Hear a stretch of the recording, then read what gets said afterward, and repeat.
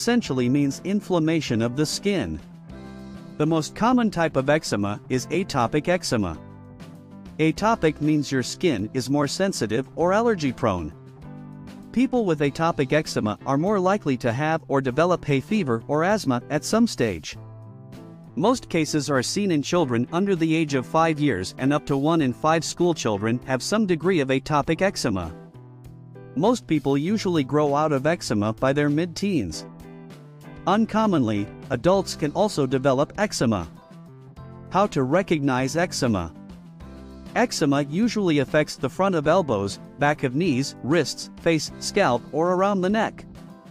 Face is more commonly affected in babies with atopic eczema.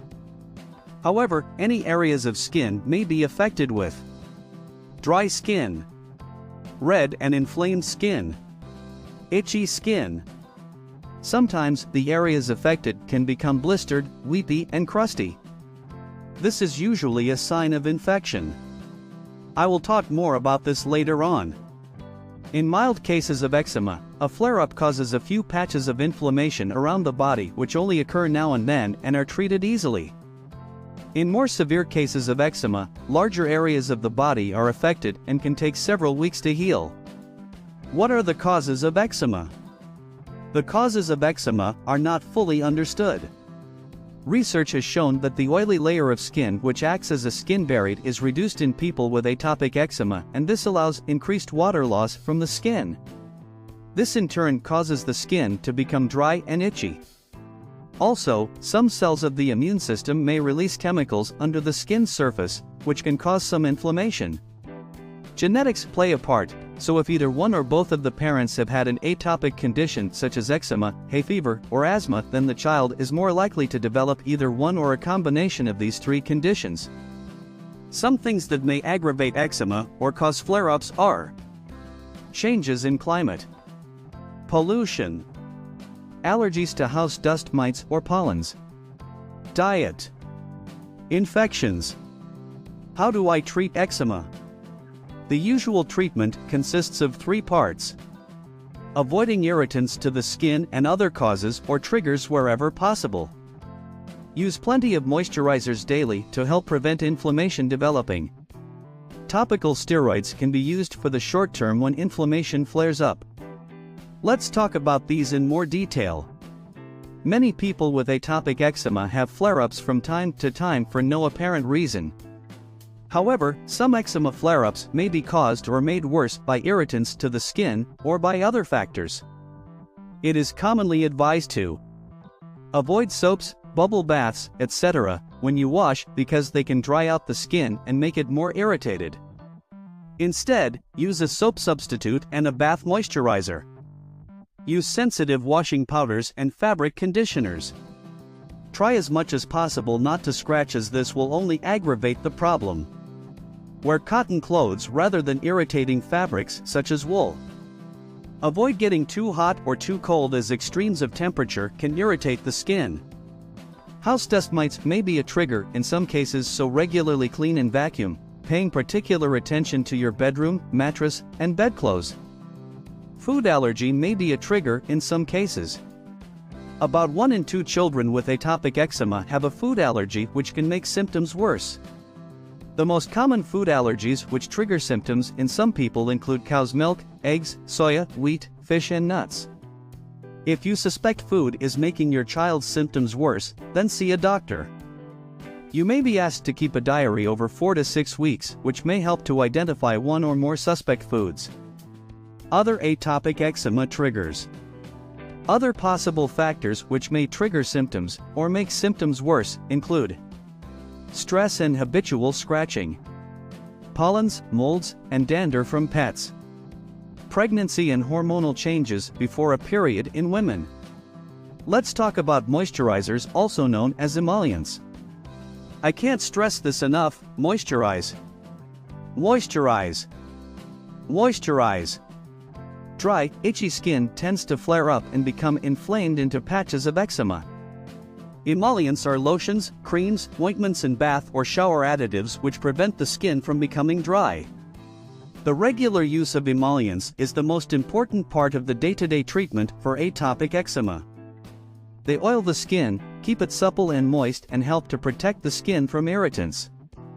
This helps to prevent itch and helps to prevent or to reduce the number of eczema flare-ups. Some points about emollients include: as a rule, thicker, greasy ointments work better and for longer than thinner creams, but they are messy to use. Apply liberally to all areas of the skin. You cannot overdose or overuse emollients. Apply emollients in the general direction of hair growth. Use emollients every day. A common mistake is to stop using emollients when the skin appears good. Patches of inflammation, which may have been prevented, may then quickly flare up again. Various emollient preparations come as bath additives and shower gels, which can be used in addition to your normal day-to-day moisturizing routine. Pump dispensers are better than pots because they are less likely to harbor germs. If you need to use a pot, use a clean spoon or spatula to get the contents out, rather than your fingers. One of the mainstay treatments for eczema is steroids. Topical steroids work by reducing inflammation in the skin. The greater the strength, the more effect it has on reducing inflammation, but the greater the risk of side effects with continued use.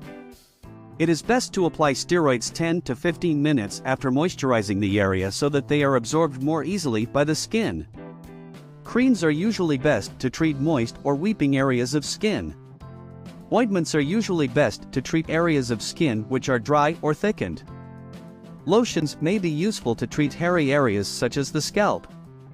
In many cases, a course of treatment for 7 to 14 days is enough to clear a flare-up of eczema.